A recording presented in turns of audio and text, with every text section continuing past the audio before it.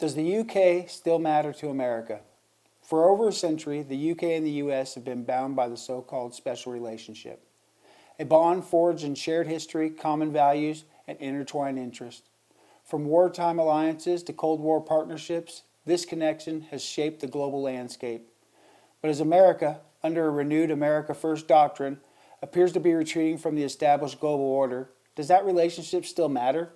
Is it still special, or has it become just another transactional partnership in a world where allegiances are shifting and national interests reign supreme? Before we dive deeper, let us know in the comments below what you think. Is the special relationship still relevant? Do you think the US needs the UK, or is it time to move on? And don't forget to hit that like and subscribe button so you don't miss our breakdown of evolving global dynamics. The Bank of England is warning of global economic turmoil, trade wars, rising debt, and geopolitical instability.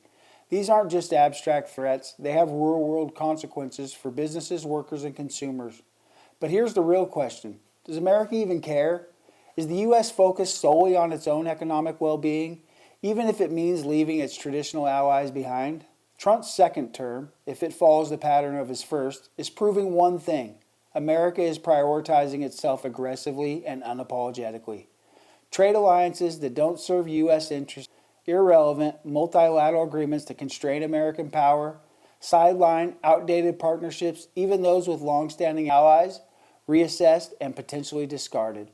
And that includes the UK. The question isn't whether the UK wants the relationship to continue, but whether the US still sees value in it.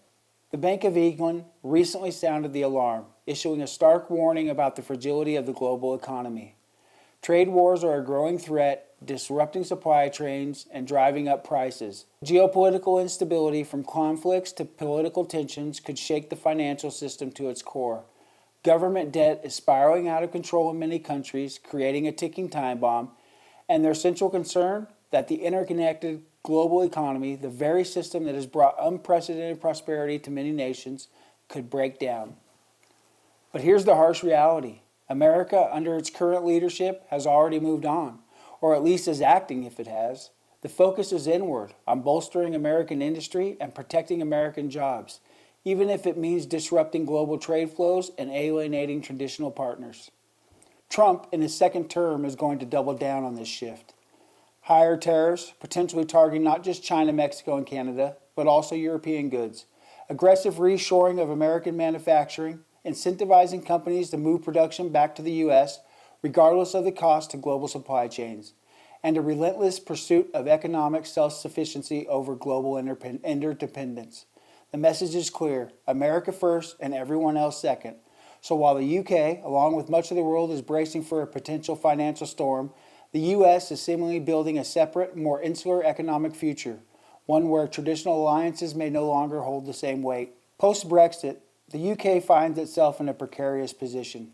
It doesn't fully align with the EU anymore, having left the European bloc, but also hasn't secured a strong, comprehensive economic future with America. The promised much-touted trade deal with Washington remains elusive. Sure, London still desperately wants a trade deal with Washington, hoping to revitalize its economy and reaffirm its global standing. But let's be honest, where does the UK truly fit in a world where America is prioritizing economic nationalism, where it's putting America first above all else? Look at where America is investing its time, its resources, and its political capital. India is rapidly rising as a key economic and strategic partner, a massive market with a growing middle class and a counterweight to China. Japan is reinforcing its strategic alliance with the U.S., particularly in the face of rising tensions in the Pacific. Mexico is becoming America's top manufacturing alternative to China, benefiting from its proximity and trade agreements. The UK, it's slipping down the list of priorities, struggling to maintain its relevance in a world where America is forging new partnerships and reassessing old ones.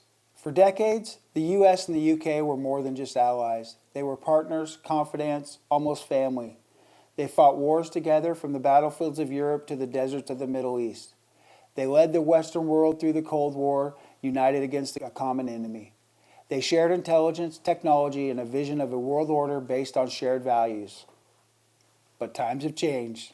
The geopolitical landscape has shifted dramatically. The threats we face are different and the old certainties no longer apply. Trump has made it abundantly clear the U.S. doesn't do global charity anymore. It's not interested in maintaining alliances based on sentimentality or historical ties. Allies, including the U.K., need to bring demonstrable value, real, tangible strategic value to the table. The era of unconditional support is over. So where does that leave Britain? Is it still a vital partner for the U.S. or has it become a nostalgic relic of a bygone era? Let's break it down objectively and without sentiment. The U.K. is no longer a dominant manufacturing power. Its industrial base has declined and it struggles to compete in a globalized economy. Its global influence, while still significant, isn't what it used to be. Brexit has diminished its standing in Europe and it lacks the economic and military might of other major powers. And in a world of rising powers like India and China, does America really need the UK? Does the UK offer something that other nations, perhaps more strategically located or economically dynamic, cannot? Or does the UK need America far more than America needs the UK? Is the special relationship now primarily a lifeline for Britain, a way to maintain its global relevance in a changing world? What do you think? Is the special relationship still relevant, or is it fading into history? A casualty of changing global dynamics and shifting national priorities? Is it a partnership of equals, or has it become a relationship of dependence? Let us know in the comments below. We want to hear your perspective on this crucial issue. And don't forget to like and subscribe for more deep dives into global geopolitics. We explore the forces shaping our world and the challenges and opportunities that lie ahead. See you next time.